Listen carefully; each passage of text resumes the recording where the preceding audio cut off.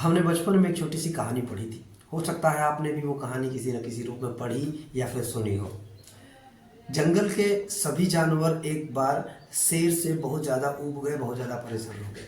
उन सभी ने मिलकर के एक बैठक की, यानी कि एक मीटिंग का आयोजन किया और उस मीटिंग का विषय था कि किस तरह से हम इस समस्या से निजात पा सकते हैं। तो सब ने आपस में बैठ कर के विचार किया कि हमें भी लोकतांत्रिक सरकार का गठन करना चाहिए। सब ने अपनी अपनी तरफ से एक एक प्रत्याशियों को खड़ा किया, जिनमें से बंदर को बहुमत मिला और उसे जंगल का नया राजा घोषित कर दिया गया। अब सारा दारोमदार तथाकथित रूप से जंगल के राजा बंदर के ऊपर था।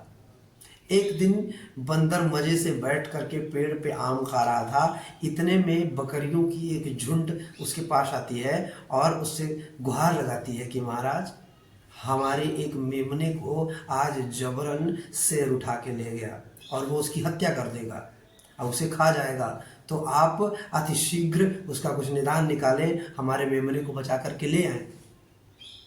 तो फिर बंदर ने कहा ठीक है, मैं कुछ न कुछ करता हूँ। और फिर बंदर लगा कूद फान करने, इस पेड़ से उस पेड़, इस डाली से उस डाली, इस डाली से उस डाली।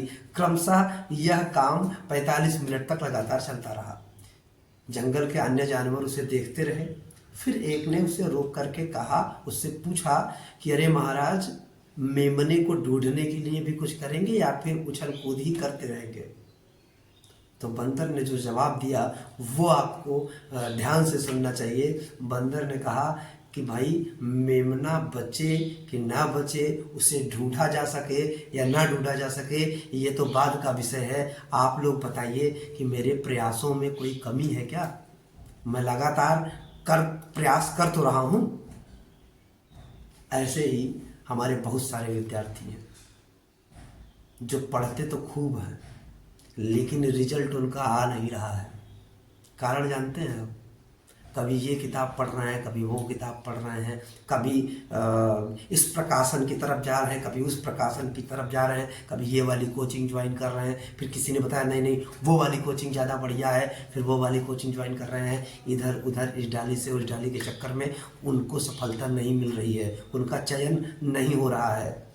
तो भैया, जीवन भर आपको सफलता नहीं मिलेगी, यह भी आप जान लीजिए। अगर आप इस श्रेणी के विद्यार्थियों में से हैं तो आप सफलता चाहते हैं तो केंद्रित होकर के एक लक्ष्य बना करके और एक सटीक तैयारी के तरीके से ही आप सफलता प्राप्त कर सकते हैं। वो एक कहावत है ना कि एक एक फिट का 100 कुआं खोदने से अच्छा है एक जगह 100 फिट का एक कुआं खोदो।